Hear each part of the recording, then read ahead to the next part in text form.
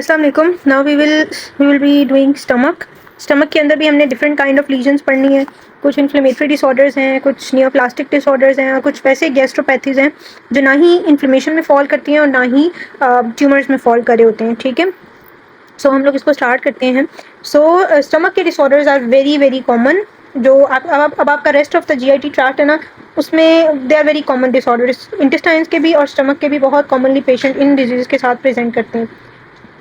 ठीक है, ये पहले दो पैराग्राफ में उन्होंने थोड़ी सी एनाटमी बताई हुई है कि आपके स्टमक के अंदर ना डिफरेंट ग्लैंड्स होते हैं और हमने स्टमक को 4 पार्ट्स में डिवाइड किया हुआ है एनाटॉमिकल रीजन्स के अंदर। कार्डियक है, फंडस है, बॉडी है और एंट्रम है।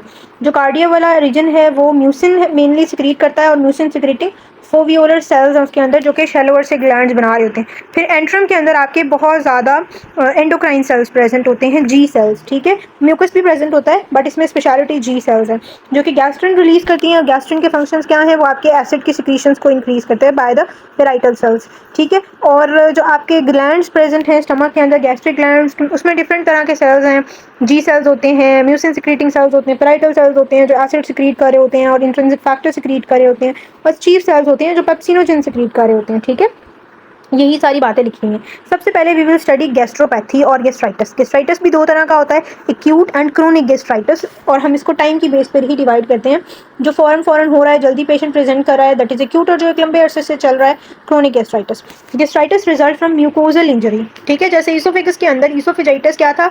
ईसोफेगस के म्यूकोजा को इंजरी हो रही थी, केमिकल ईसोफेजाइटिस था, इन्फेक्शियस था। यहाँ पर भी इसी तरह म्यूकोजल इंजरी होती है तो गैस्ट्राइटिस होता है। जब न्यूट्रोफिल्स, अब आपको म्यूकोजल इंजरी के अंदर अगर न्यूट्रोफिल्स मिल रहे हैं तो फिर हम उसको एक्यूट गैस्ट्राइटिस कहते हैं, बिकॉज एक्यूट इन्फ्लेमेशन के अंदर we always have neutrophils. When cell injury and regeneration are present, जब आपके पास रीजनरेशन के फीचर्स आते हैं ना माइक्रोस्कोप के अंदर, तो फिर हम उसको कहते हैं एक्यूट नहीं है। एक्यूट के अंदर सिर्फ इंजरी नजर आती है, लेकिन जब वो लंबा गुजर जाए उसको टाइम इंजरी को, और उसमें फिर रीजनरेटिव फीचर्स और हीलिंग के जो स्टेजेस हैं वो भी नज़र आ रही होती हैं, सो वो क्रॉनिक होगी। या हम अगर सिर्फ सेल इंजरी है और रीजनरेशन है, इन्फ्लेमेटरी सेल्स नहीं है, तो उसको हम गैस्ट्रोपैथी कहेंगे। लेकिन अगर रीजनरेशन है, हीलिंग है और इन्फ्लेमेटरी सेल्स भी हैं but not neutrophils, macrophages, lymphocytes हैं, तो हम उसको क्रॉनिक इन्फ्लेमेशन कहेंगे। सो अगर इंजरी प्रेजेंट है, अगर रीजनरेशन भी है या सिर्फ इंजरी भी है लेकिन इन्फ्लेमेटरी सेल्स नहीं है, तो हम उसको गैस्ट्रोपैथी कहेंगे। एजेंट्स दैट कॉज गैस्ट्रोपैथी, उसमें एनसेड्स हैं, अल्कोहल है, बाइल है, स्ट्रेस इंड्यूस्ड समटाइम गैस्ट्रोपैथी हो जाती है। ठीक है, एक्यूट म्यूकोजल इरोजन और हेमरेज जैसे कर्लिंग अल्सर्स, अभी हम आगे पढ़ेंगे इन सब की डिटेल, जिसमें गैस्ट्रिक ब्लड फ्लो डिस्टर्ब होता है। पोर्टल हाइपरटेंशन में स्टमक में प्रॉब्लम्स होती हैं, फिर उसको हम पहले गैस्ट्रोपैथी होती है और फिर it is followed by gastritis as well. The term hypertrophic gastropathy is applied to a specific group of diseases, जिसमें जो गैस्ट्रिक ग्लैंड्स के सेल्स होते हैं उनकी पर्टिकुलर काइंड ऑफ सेल्स, उनकी हाइपरट्रॉफी यानी उनका साइज बहुत ज़्यादा बढ़ जाता है, उनकी सिक्रीशन बहुत ज़्यादा बढ़ जाती है, जिसमें मेंटर्स डिजीज आती है और ज़ोलिंगर एलाइसन सिंड्रोम आता है। ठीक है, so both gastropathy and acute gastritis ये एसिम्प्टोमेटिक भी हो सकते हैं अगर माइल्ड है, इनिशियल स्टेजेस पर हैं। सीवियर केसेस में पेशेंट कैसे प्रेजेंट करेगा? एपिगैस्ट्रिक पेन, नोजिया और वॉमिटिंग के साथ। ठीक है, और कॉम्प्लिकेशंस में इसकी इरोजन, अल्सरेशन। इरोजन और अल्सरेशन में क्या फ़र्क होता है? इरोजन में सिर्फ superficial layer of the cells, जो आपके एपिथेलियल सेल्स की बस एब्रेजन हुई, एब्रेजन काइंड ऑफ थिंग होगी, उसको हम इरोजन कहेंगे। अल्सरेशन इज द डीप, जिसमें आपका पूरा म्यूकोजा उड़ गया, फिर सब म्यूकोजा नजर आ रहा है, उस तरह की। हेमरेज में ब्लीडिंग आ जाएगी, आपकी वॉमिटिंग में ब्लड आ सकता है, विच इज हेमाटोमेसिस। बेलिना स्टूल्स में ब्लड आ सकता है, and rarely massive blood loss at the stomach, at the level of stomach. ठीक है, पैथोजेनेसिस क्या है गैस्ट्रोपैथी और एक्यूट गैस्ट्राइटिस की? The gastric lumen is strongly acidic. ठीक है, अब सबसे बड़ी इंजरी स्टमक को बाहर से कोई चीज़ करे या ना करे, अगर उसमें इम्बैलेंस होता है तो सबसे ज़्यादा इंजरी उसका अपना एसिड ही उसको कॉज करेगा। ठीक है, लेकिन अल्लाह ताला ने नॉर्मली उसको एसिड से बचाने के लिए एक थिक म्यूकोजा की कवरिंग दी है, म्यूकोजा को एक थिक म्यूकस की कवरिंग दी है जो उसको प्रोटेक्ट कर रहा है, which is balanced by different kind of protective forces. वो म्यूकोजा, वो म्यूकस की जो लेयर है वो उसको प्रोटेक्शन प्रोवाइड कर रही है। डिफेंसिव फोर्सेज हैं और जो डैमेजिंग फोर्सेज हैं वो डिफेंसिव फोर्सेज के अंदर जो है वो दबी हुई हैं। But when there is an imbalance, जब इंजरी बहुत ज़्यादा बढ़ जाए, जब डिफेंसिव फोर्सेस वीक हो जाएं, तो फिर गैस्ट्राइटिस डेवलप होता है और पेशेंट जो है वो आपके पास उन सिम्टम्स के साथ प्रेजेंट करता है। ठीक है, so mucin secreted by surface, ये वही बातें जो मैंने आपको बता दी हैं। The mucus layer also promotes formation of an unstirred layer of fluid over the epithelium that protects the mucosa. उसकी न्यूट्रल पीएच होती है, उसमें बायकार्बाइन सिक्रेट कर रहे थे ताकि लोकली वहाँ एसिड कोई अगर इंजरी करता है तो हम उसी वक्त उस एसिड को न्यूट्रलाइज कर दें। तो ये अलग तरह के मैकेनिज्म्स हैं। ठीक, अब इन मैकेनिज्म्स को कौन कौन सी ऐसी चीज़ें हैं जो डिस्ट्रप्ट कर सकती हैं? ठीक है, उनमें क्या क्या है, उनमें वी हैव, यहाँ पर ये पॉइंट्स में लिखा हुआ है। सबसे पहले है एनसेड्स। प्रोस्टाग्लैंडिन्स आपके आपने पढ़ा होगा, they have very important role in inflammation. ठीक है, ये बात बिल्कुल ठीक है, इसमें कोई दो राय नहीं है। बट इन जीआईटी प्रोस्टाग्लैंडिन्स आपके एंटी इन्फ्लेमेटरी रोल प्रोवाइड करते हैं। ठीक है, यानी prostaglandins are protective in nature in case of GIT. वो यहाँ पर आपकी प्रोटेक्ट करें पूरे जीआईटी के अंदर। तो जब आप एनसेड्स लेंगे, वो वाली ड्रग्स जो आपकी प्रोस्टाग्लैंडिन्स की प्रोडक्शन को सुप्रेस कर देंगे, तो क्या होगा, वो प्रोटेक्टिव रोल खत्म हो जाएगा और एनसेड्स जो हैं वो injury on the other hand cause करे होंगे। सो वही चीज़ यहाँ पर लिखी हुई है। गैस्ट्रिक इंजरी कैन अदर अगर इन यूरिमिक पेशेंट्स, यानी ऐसे पेशेंट्स जिनमें एच पाइलोराई का इन्फेक्शन होता है, उनके अंदर एच पाइलोराई जो कि यूरिएज सिक्रीट कर रहा होता है, इसके पास अपना एक एंजाइम होता है, उनके अंदर यूरीमिया हो जाता है, तो वो भी गैस्ट्रिक इंजरी कॉज करता है। एच पाइलोराई डायरेक्ट और also directly cause gastric injury. Secondly, reduce mucin and bicarb secretion due to any reason, old age है, ठीक है, उसमें भी कम हो जाती है। हाइपोक्सिया हो गया है या डिक्रीज ऑक्सीजन डिलीवरी हो गई है स्टमक को, तो फिर भी जो है वो ये जो स्टमक के ग्लैंड हैं, they are highly vascular. Mucosa में अगर कहीं पर थोड़ा सा डैमेज आता भी है ना, तो इतनी हाई ब्लड सप्लाई है उसकी कि फ़ौरन उसको रीजनरेट कर लिया जाता है कि एक सेकंड के लिए भी एसिड जो है वो डायरेक्ट म्यूकोजा से एक्सपोज ना हो। ठीक है, बट अगर ब्लड सप्लाई कॉम्प्रोमाइज़ हो जाएगी तो वो रीजनरेटिव कैपेसिटी भी स्लो डाउन हो जाएगी। फिर इंजेक्शन ऑफ हार्श केमिकल्स, कुछ ऐसी एसिड्स बेस जो लोग एक्सीडेंटली या सुसाइडली खा लेते हैं, वो डैमेज करते हैं आपके उस म्यूकोजल लेयर को। ठीक, सो ये कुछ एजेंट्स हैं that are disturbing your balance. ठीक है, ये जो डायग्राम बताई हुई है इसमें उन्होंने दिखाया हुआ है कि ये जो आपके नॉर्मली, ये नॉर्मल दिखाया हुआ है कि ये इसके ग्लैंड्स हैं और ये उनके ऊपर ग्रीन कलर की इतनी थिक म्यूकस की कवरिंग है। This is your mucosa. फिर उसके नीचे ये मस्कुलरिस म्यूकोजा है, सब म्यूकोजा यहाँ पर होगा। मस्कुलरिस म्यूकोजा है, सब म्यूकोजा है, अच्छा ये सब म्यूकोजा है, ये मस्कुलरिस म्यूकोजी है, और इसके नीचे मस्कुलरिस प्रॉपर होगा, प्रॉपरिया होगा, जो प्रॉपर मस्कुलर लेयर है वो यहाँ पर शो नहीं की हुई। एक छोटी सी मस्कुलरिस म्यूकोजा और सब म्यूकोजा के दरमियान में भी होती है, if you remember somehow single layer होती है। ठीक है, सो ये वो दिखाई हुई है। अब डिफेंसिव फोर्सेस क्या है, surface mucus secretion, bicarb secretion, mucosal blood flow, apical surface membrane transport, regenerative capacity और प्रोस्टाग्लैंडिन, ये सारे डिफेंसिव हैं। और डैमेजिंग फोर्सेस क्या हैं, गैस्ट्रिक एसिड और पेप्टिक एंजाइम। फिलहाल ये डैमेजिंग फोर्स बहुत ही जो है वो माइन्यूट है, defensive forces overweigh them normally.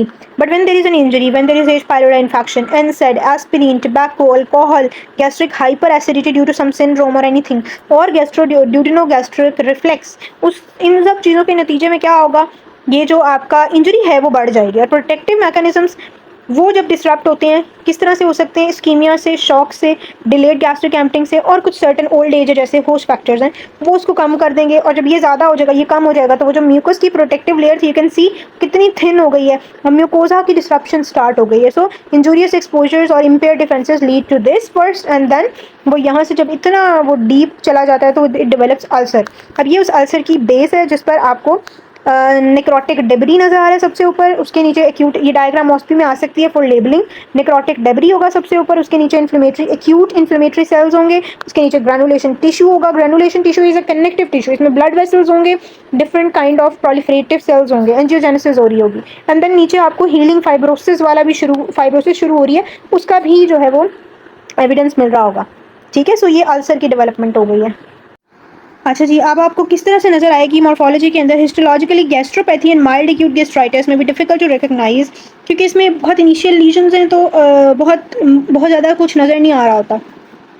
Surface epithelium is intact, but hyperplasia of foveolar mucous cells is typically present. एक ये फाइंडिंग है। न्यूट्रोफिल्स, लिम्फोसाइट्स, हर चीज़ आपने लिखना है माइल्ड होगी, नॉट प्रोमिनेंट होगी। ठीक है, क्योंकि अभी इनिशियल लीजन्स आएंगे। The presence of neutrophils above the basement membrane in contact with epithelial cells is abnormal in all parts of the GIT and signifies active inflammation. जैसे मैंने बताया कि न्यूट्रोफिल्स यहाँ पर उसमें भी आ जाएंगे, म्यूकोजा के अंदर भी आ जाएंगे। ठीक है, The term active inflammation is preferred over acute inflammation throughout the luminal GIT, since active inflammation may be present in both acute and chronic states. अच्छा, ये चीज़ इंपॉर्टेंट नहीं है। उसके बाद जो आपने याद रखनी है, this is acute erosive haemorrhagic gastritis, यानी कि अगर आपको इरोजन और हेमरेज भी इसमें नजर आ रहा है तो फिर आप उसको एक्यूट इरोसिव हेमरेजिक गैस्ट्राइटिस कहेंगे, जो ब्लीडिंग भी करेगा। फिर पेशेंट को इसमें स्टूल में भी ब्लीडिंग आ सकती है और वॉमिटिंग भी आ सकती है। ठीक है, तो इसके मॉर्फोलॉजी के अंदर जो आपने बात याद रखनी है, न्यूट्रोफिल्स आपको नजर आ सकते हैं, lymphocytes, plasma cells, but sometimes they are prominent, sometimes not. Mucosa के अंदर न्यूट्रोफिल्स नजर आते हैं।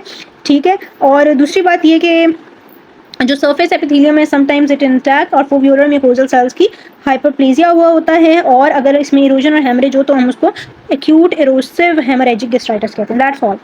Now next is stress related mucosal disease. It is also a kind of gastritis. It is stress related. वो वाले पेशेंट जिनकी body stress में होती है, स्ट्रेस मेंटल साइकोलॉजिकल स्ट्रेस नहीं, बॉडी भी स्ट्रेस में हो सकती है due to any trauma, due to any burn, intracranial disease, major surgery से पेशेंट गुजरा है, कोई सीवियर मेडिकल डिजीज है, और बहुत से डिजीजेज है, कोई ट्यूमर है उसको किसी और बॉडी पार्ट का, तो वो स्ट्रेस डेवलप करता है. इस कंडीशन को हम स्ट्रेस कहते हैं. उसमें भी अल्सरेशन डेवलप हो सकती है, इन्फ्लेमेशन हो सकती है स्टमक के अंदर. ठीक है, उसमें 3 तरह के हम अल्सर्स देखते हैं: stress ulcers, Curling ulcers and Cushing ulcers. Stress ulcers होते हैं, they affect critically ill patients with shock, sepsis और सीवियर ट्रॉमा. ये एमसीक्यूज के लिए इंपॉर्टेंट है तीनों टर्म्स. ठीक है, उन पेशेंट्स के अंदर जो अल्सर्स बनते हैं उन्हें हम स्ट्रेस अल्सर्स कहते हैं. बस नाम का डिफरेंस है, बाकी होते अल्सर्स ही हैं. कर्लिंग अल्सर्स होते हैं बर्न्स और ट्रॉमा के पेशेंट के अंदर, जो प्रॉक्सिमल ड्यूडेनम के अंदर बनते हैं. ठीक है, और कुशिंग अल्सर्स होते हैं जो सीएनएस डिजीज के पेशेंट्स के अंदर बनते हैं. स्टमक में भी हो सकते हैं, ड्यूडेनम में भी, इसोफेगस में भी, और इनके बहुत ज़्यादा चांसेस होते हैं दे परफोरेट. ठीक, अब हम इसकी पैथोजेनेसिस देख लेते हैं. वो क्या है?